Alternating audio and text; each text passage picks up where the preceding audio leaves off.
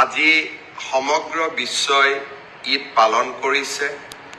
ৰমজানৰ মাহটোত অতি কষ্টৰে ৰোজা ৰখাৰ পিছত আজিৰ দিনটো সমগ্ৰ ভাৰতবৰ্ষতে ইছলাম ধৰ্মী লোকসকলে আনন্দ উৎসাহেৰে ঈদ উদযাপন কৰিছে।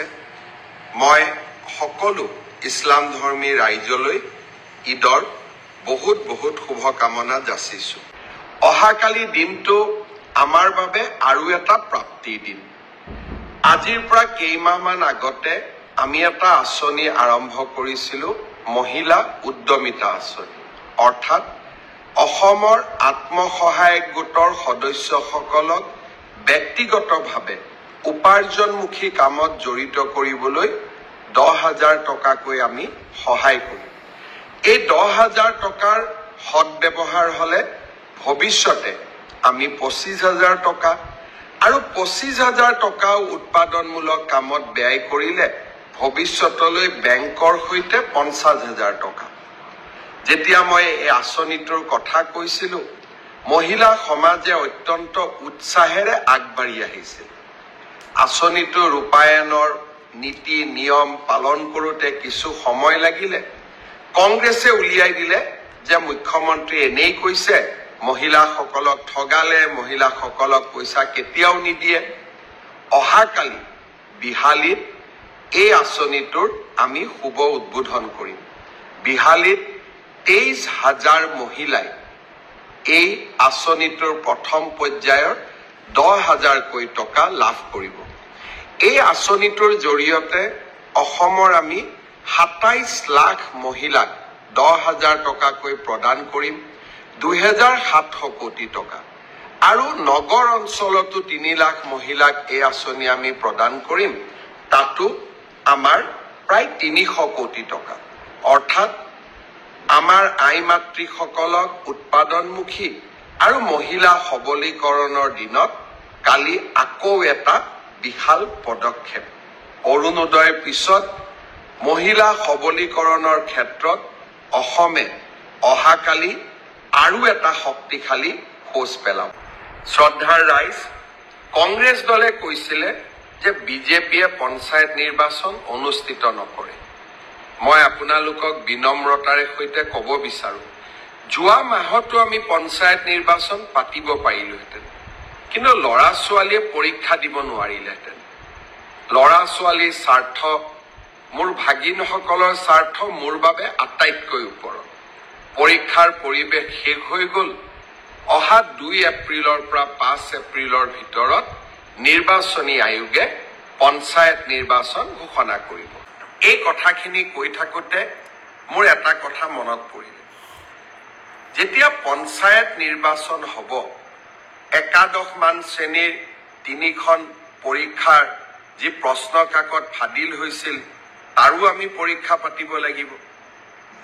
পৰহি দিনাখন মই 29 তাৰিখে মই দুধনৈত গৈছিলোঁ। দুধনৈত এগৰাকী ছাত্ৰীয়ে মোৰ ওচৰত আহি ক'লে যে মামা, উচ্চতৰ মাধ্যমিক 2য় বৰ্ষৰ বাবে প্ৰস্তুতি হোৱাৰ সময়। এতিয়া যদি আমি একাদশমান শ্ৰেণীৰ পৰীক্ষাটোলৈ চিন্তা কৰি থাকোঁ, আমাৰ হায়াৰ ছেকেণ্ডাৰী দিবৰ বাবে আমি মাত্ৰ 8 মাহ মানেহে পাম। এই পৰীক্ষাটো নপতাকৈ থাকিব এই বছৰ নোৱাৰি নেকি? মই ভাবোঁ যে আমি সেৱাই এই দিশটো বিবেচনা কৰিব লাগে। যিয়ে নহওক কিয়, 2খন বা 3খন প্ৰশ্ন কাকত বাকী ৰৈ গৈছে আৰু পৰীক্ষাটো যদি এপ্ৰিলৰ শেষত বা মে'ত আমি অনুষ্ঠিত কৰোঁ, ল'ৰা ছোৱালীবিলাকো টেনশ্যনত থাকিব আৰু তেওঁলোকে দ্বাদশমান শ্ৰেণীৰ বাবে নিজক প্ৰস্তুতিও কৰিব নোৱাৰিব। মই ভাবোঁ যে একাদশৰ পৰা দ্বাদশ শ্ৰেণীৰ পৰীক্ষাটোত যিহেতু পাছ আৰু ফেল নাই, সেইবাবে সেৱাই এই বছৰ বাকী ৰৈ যোৱা প্ৰশ্ন কাকতখিনিৰ ওপৰত পৰীক্ষা নাপাতিলেও হ'ব। অহা বছৰ আমি একাদশমান শ্ৰেণীৰ পৰীক্ষাটো কেনেকৈ কঠোৰভাৱে নিয়ন্ত্ৰিতভাৱে পাতিব পাৰোঁ তাৰ বিষয়ে আমি আলোচনা কৰিম আৰু যিসকলে প্ৰশ্ন কাকত ফাদিল কৰিলে তেওঁলোককো আমি কঠোৰ শাস্তি দিম। কিন্তু কোনোবা দুই এজন দুৰ্বৃত্তৰ বাবে গোটেই ছাত্ৰ ছাত্ৰী সমাজখন তেওঁলোকে টেনশ্যনত কিয় থাকিব লাগে তাৰ যুক্তিও নাই। আনহাতে পঞ্চায়ত নিৰ্বাচন অনুষ্ঠিত হ'ব। মে মাহত আমি পৰীক্ষা পাতিলে ল'ৰা ছোৱালীবিলাকে দ্বাদশমান শ্ৰেণীৰ বাবে কেতিয়া প্ৰস্তুতি কৰিব? মই আমাৰ স্কুল এডুকেশ্যন বোৰ্ডক অনুৰোধ কৰিম, শিক্ষা বিভাগক অনুৰোধ কৰিম, বিষয়টো যাতে আকৌ এবাৰ বিবেচনা কৰে, ছাত্ৰ ছাত্ৰীসকলক টেনশ্যনৰ পৰা আমি যাতে মুক্ত কৰি দিওঁ। মই যেতিয়া এনেকৈ সভা সমিতিত যাওঁ, হঠাতে লগ পোৱা জনসাধাৰণে কোৱা কথাবোৰ মই খুবেই গুৰুত্ব দিওঁ। কাৰণ মুখ্যমন্ত্ৰী হ'লে সকলো কথা জানিব নোৱাৰি। যেতিয়া আমি গাঁৱত যাওঁ, চহৰত যাওঁ, সৰ্বসাধাৰণ মানুহক কথা পাতোঁ, তেতিয়া আমি নিজৰ ভুলবিলাকো নিজে বুজি পাওঁ। আমি আমাৰ আঁচনিবিলাক সংশোধন কৰিব পাৰোঁ আৰু জনগণৰ সেৱাত আমি কাম কৰিব পাৰোঁ।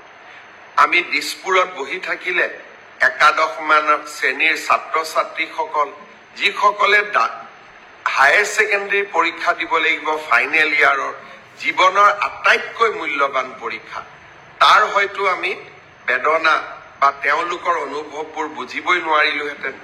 দুধনৈত গৈ মোৰ ভাগিন ছাত্ৰীজনীৰ মুখেৰে শুনা কথাখিনি মোৰ মনত লাগিল যে ই যুক্তিৰ ওপৰত প্ৰতিষ্ঠিত। সেৱাই নিশ্চয় এই দিশত বিচাৰ বিবেচনা কৰিব। অহাকালি দিনটো মহিলা উদ্যমিতাৰ বাবেই এটা প্ৰাপ্তিৰ দিন নহয়। অহাকালি আৰু দুটা নতুন আঁচনি আমি আৰম্ভ কৰিম। আঁচনি নহয়, বাজেটত ঘোষণা কৰা সিদ্ধান্তৰ কাৰ্যকৰীকৰণ। অহাকালিৰ পৰা আমাৰ ইলেক্ট্ৰিচিটিত ঘৰুৱা গ্ৰাহকসকলৰ প্ৰতি ইউনিটত অহাকালিৰ পৰা ইলেক্ট্ৰিচিটিৰ দাম 1 টকাকৈ কমিব। বাজেটত আমি ঘোষণা কৰিছিলোঁ যে মে মাহৰ পৰা প্ৰতি ইউনিটতে 1 টকাকৈ দাম কমিব। অহাকালিৰ পৰা দাম কমিলেও মে মাহৰ বিলখনতহে আপোনালোকে ইয়াৰ ফলাফল পাব। কাৰণ কালিৰ পৰা আপোনালোকে যি ইলেক্ট্ৰিচিটি ব্যৱহাৰ কৰিব তাৰ দাম আমি 1 টকাকৈ প্ৰতি ইউনিটত কমকৈ ল'ম। উদ্যোগ খণ্ডৰ বাবে আমি 25 পইচা হ্ৰাস কৰিছোঁ আৰু ঘৰুৱা উপভোক্তাসকলৰ বাবে 1 টকা হ্ৰাস কৰিছোঁ। স্মাৰ্ট মিটাৰ ব্যৱহাৰৰ কাৰণে আজি আমাৰ ইলেক্ট্ৰিচিটি বোৰ্ডে ৰাজহ সংগ্ৰহৰ ক্ষেত্ৰত ভাল ফলাফল দেখুৱাব পাৰিছে। আৰু আমি যেতিয়া বেয়া ফলাফল দেখুৱাওঁ, আমি কাৰ ওপৰত ইলেক্ট্ৰিচিটি বিলবিলাক জাপি দিওঁ? যিসকলে সদায় নিয়মিতভাৱে ইলেক্ট্ৰিচিটিৰ বিল দিয়ে। চৰকাৰে যেতিয়াই বিদ্যুৎ যোগানত লোকচান হয়, আপোনালোকে ধৰি ল'ব যে নিয়মিতভাৱে যিসকলে বিদ্যুতৰ বিল দিয়ে তেওঁলোকৰ ওপৰতে আমি বিদ্যুতৰ বোজা জাপি দিওঁ, আৰু যোনে বিল নিদিয়ে তেওঁলোকে নিদিয়াকৈ থাকি যায়। ৰাজ্যখনৰ 30 লাখ গ্ৰাহকে আজি স্মাৰ্ট মিটাৰ গ্ৰহণ কৰাৰ বাবে ৰাজহ বৃদ্ধি পাইছে আৰু বিদ্যুতৰ সৎ ব্যৱহাৰৰ ফলত প্ৰতিজন গ্ৰাহক তাৰ পৰা উপকৃত হৈছে। আৰু আজি আমি তাৰ বাবে 1 টকা দাম কমাবলৈ সক্ষম হৈছোঁ। এই বছৰৰ শেষৰ ফালে মই চেষ্টা কৰিম আৰু 1 টকা, আৰু যদি 1 টকা নোৱাৰো অন্ততঃ 50 পইচা আমাৰ দৰিদ্ৰ আৰু মধ্যবিত্ত গ্ৰাহকসকলৰ বাবে হ্ৰাস কৰাৰ বাবে আমি আৰু এটা প্ৰচেষ্টা ল'ম। শ্ৰদ্ধাৰ ৰাইজ, চৰকাৰৰ লাভ আৰু লোকচান এই দুইটাই ৰাইজেই তাৰ শেষ হিতাধিকাৰী। লাভ হ'লে লাভৰ অংশও ৰাইজৰ ওচৰলৈ যায় বিভিন্ন আঁচনিৰ জৰিয়তে, আৰু লোকচান হ'লে চৰকাৰে বিভিন্ন কাৰকাতল লগাই টকা সংগ্ৰহ কৰি লয়। আৰু এটা প্ৰাপ্তি অহাকালি দিনটো 2021 চনত যেতিয়া মই মুখ্যমন্ত্ৰীৰ দায়িত্ব লৈছিলোঁ, বিধায়ক মানৱ ডেকাক ধন্যবাদ জনাইছোঁ, ভাস্কৰ শৰ্মাক ধন্যবাদ জনাইছোঁ ব্ৰডকাষ্ট চাই থকাৰ বাবে, ৰেখা বৰুৱাক ধন্যবাদ জনাইছোঁ, মৌচুমী ৰয়ক ধন্যবাদ জনাইছোঁ, লুৎফুৰ ৰহমানক ধন্যবাদ জনাইছোঁ, ঈদৰ মুবাৰকো জনালোঁ। দাদুল নিউ ডেকা ব্ৰডকাষ্ট চাই আছে, শ্যাম কানু মহন্তই ব্ৰডকাষ্ট চাই আছে, নৱজ্যোতি শৰ্মাই ব্ৰডকাষ্ট চাই আছে, হবিব মহম্মদ চৌধুৰীয়ে ব্ৰডকাষ্ট চাই আছে, আপোনালোকক মই আদৰণি জনাইছো।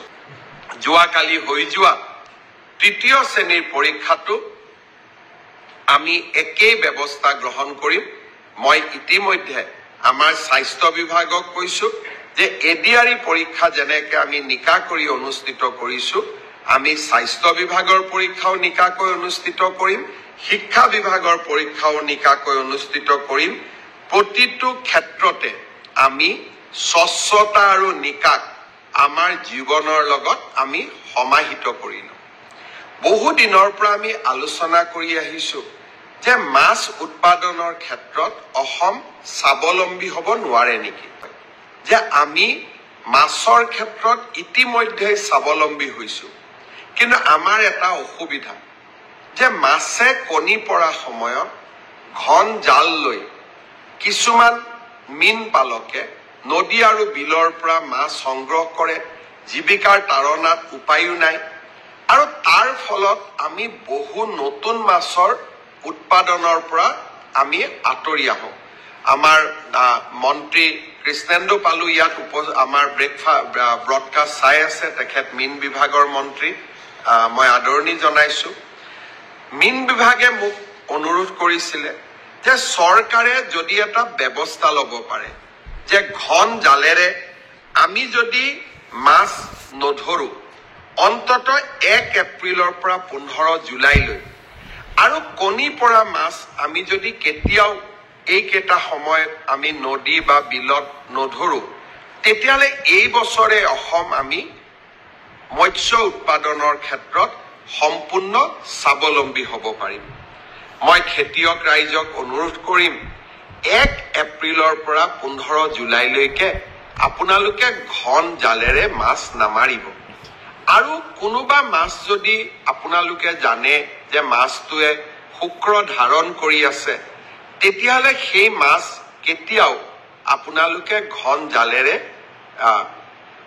উলিয়াই আনিবৰ বাবে চেষ্টা নকৰিব। মই আশা কৰো 1 এপ্ৰিলৰ পৰা 15 জুলাইলৈকে যিসকলে আমি পাৰো, আমি যদি মাছ নমৰাকৈ থাকো, এইবাৰ মৎস্য সম্পদেৰে অসম উভয় নদী হৈ পৰিব। আৰু কেইটামান কথা উল্লেখ কৰিছিলো যে এই বছৰৰ পৰাই আমি ৰেচন কাৰ্ডত চাউলৰ লগতে 1 কেজি চেনি 25 টকা বজাৰতকৈ কম দামত দিম। আমি এই বছৰতে দালি 1 কেজিকৈ বজাৰতকৈ 25 টকা কম দামত আমি আমাৰ ৰাইজক যোগান ধৰিম, আৰু নিমখো আমি 10 টকা কম দামত আমি যোগান ধৰিম। আমাৰ ৰাজ্যত এনেকৈ দৰিদ্ৰ আৰু মধ্যবিত্ত সমাজখনক আমি বিভিন্ন আঁচনিৰে সহায় কৰিব খোজো। অজয় ডিফুচাক মই আদৰণি জনাইছো, দীপিকা পেগুক মই আদৰণি জনাইছো, ধীৰেন কছাৰীক মই আদৰণি জনাইছো, বন্দনা তালুকদাৰক আদৰণি জনাইছো, সোহেব সিঙক আদৰণি জনাইছো। সোহেব সিঙে লিখিছে লাভ ইউ, মোক সঁচাকৈ মোৰ ভাল লাগিছে, আই অলছো লাভ ইউ।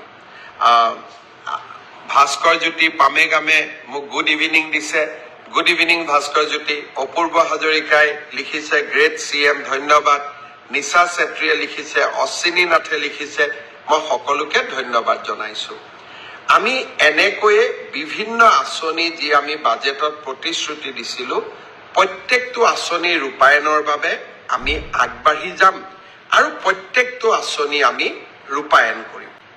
এডিআৰই পৰীক্ষাৰ অৰেল এক্সামিনেশ্যনৰ ডেটটো মই আপোনালোকক খুব সোনকালে অৱগত কৰিম, তাৰো প্ৰস্তুতি আমি সম্পূৰ্ণ কৰিছো।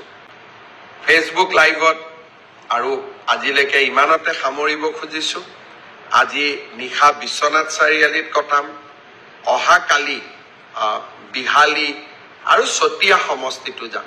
তাৰ পিছতে পঞ্চায়ত নিৰ্বাচন, 2 তাৰিখে ৰাভা হাছঙৰ নিৰ্বাচনো অনুষ্ঠিত হ'ব। শান্তিপূৰ্ণভাৱে নিৰ্বাচন অনুষ্ঠিত হওক, সকলোকে শুভেচ্ছা জনাইছো। পুনৰ এবাৰ আপোনালোকক ধন্যবাদ জনাই ফেচবুক লাইভ সামৰণি মাৰিছো। ধন্যবাদ, জয় হিন্দ, বন্দে মাতৰম, শুভৰাত্ৰি।